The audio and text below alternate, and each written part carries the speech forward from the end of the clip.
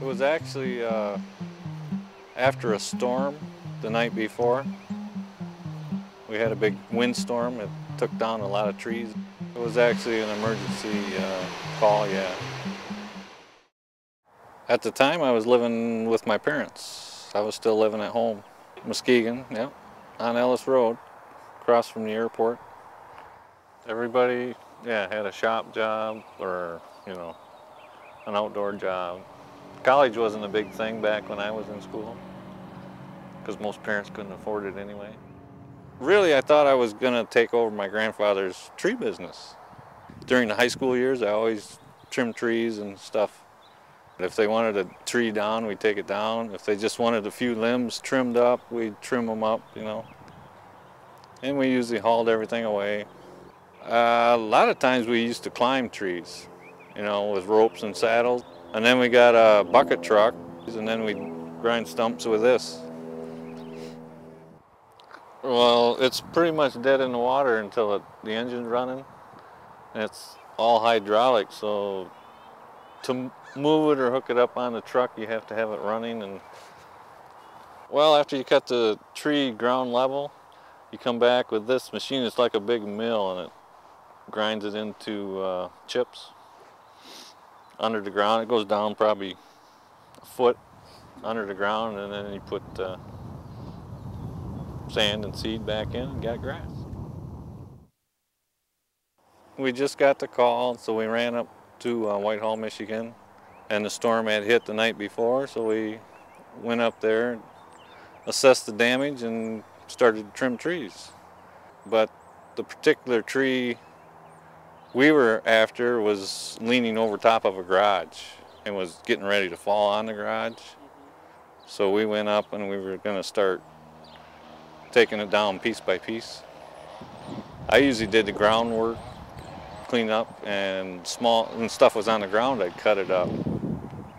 But all they had was me, so I went up in the bucket, which I've been up there before, started going up, and my grandpa said there were some wires, which I seen, lower wires, and the sun was shining real bright, like you look into the sun. And that's the last I remember until I woke up in the ambulance.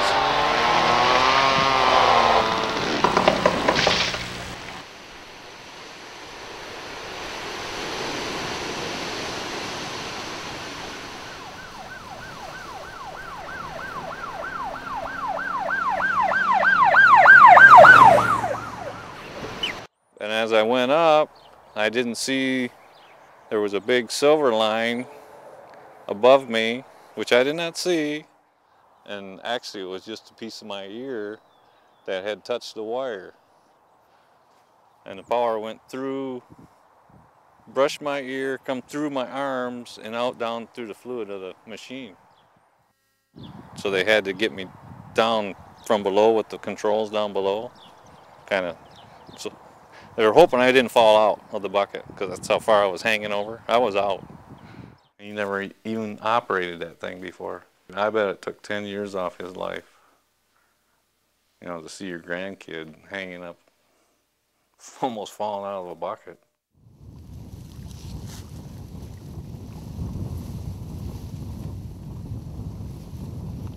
First thing I remember, I could hear sirens.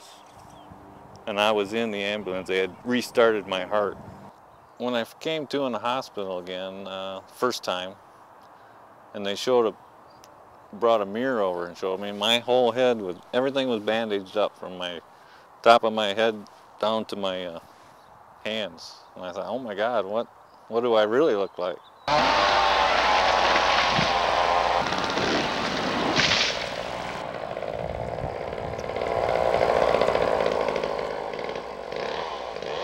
I was in the hospital for, I think, 30 days.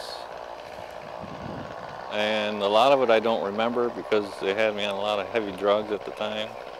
It was a shock to see my hand because the emergency doctor had actually just cut off the tip of the charcoal finger and took the flap of skin and rolled it over it. It was kind of gross, actually. I think it was the second day they come and actually chopped off the finger that was scored or burned so bad. Took some kind of pliers and wrenched it right off, you know, or snipped it off with something. I wasn't watching. I just remember the cracking of the bone. I know the finger's not there, but it'll itch and you just can't get the itch. Most people look and don't say anything. I remember going into bars and ordering 5 beers and they double take a look at, you know. But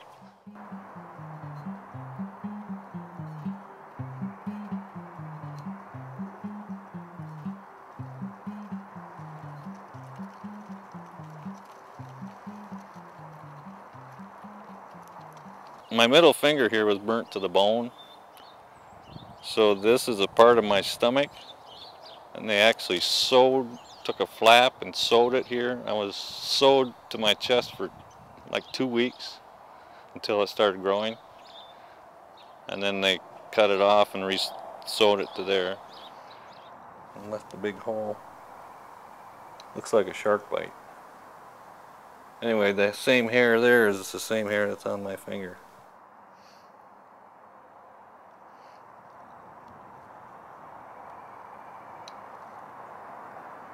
The doctor said if your stomach gets fat, your finger will get fat. And everybody laughed, but it was true. The fatter my stomach got, the bigger this lump on my finger got, because the skin is the same cells as my stomach. Well, it took a long time to get used to using. It's just like having 10 fingers now because I got so used to it, but they're fine now. They're just ugly.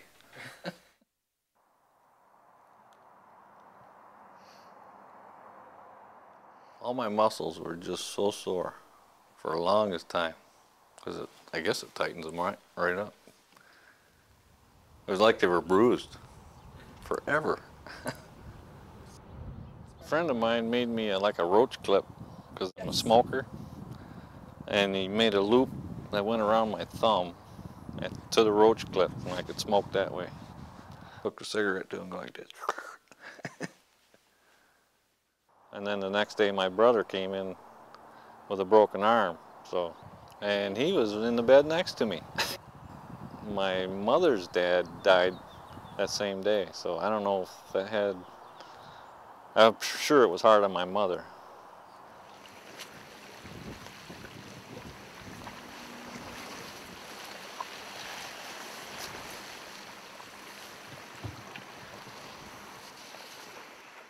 I think back, all you had to do is look around before you were in a big hurry to get this tree off the garage, but what are you gonna do? It's over now. Actually, I don't think I'd change anything. If I would have been smart, I would have went to college and got a degree in something. But right now, my life is fine. I just went on with life, day by day. Nothing seems any different to me. I don't know what it would have been like if I still had my finger, I don't know. I might have got car accidents, could have went doing anything else, you know. It's your time to go, it's your time to go. And I guess it wasn't my time.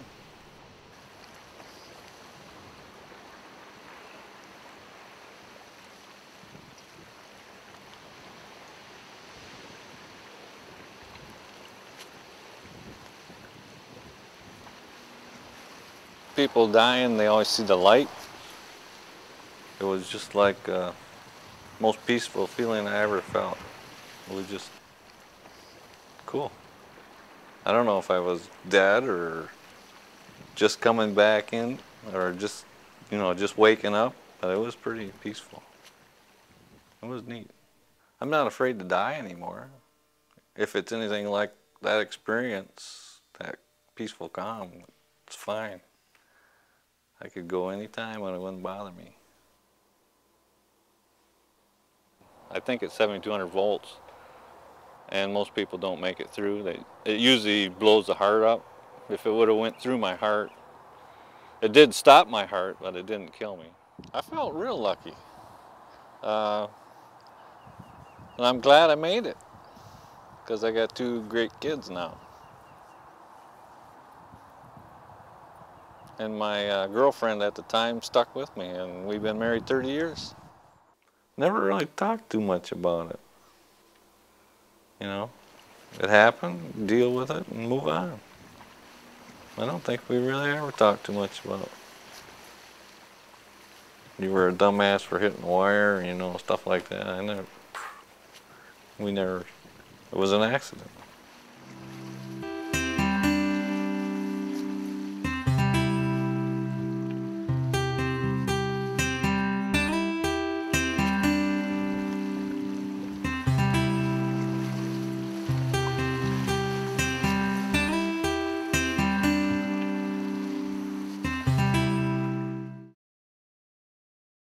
And there's Mighty Dale, the lumberjack.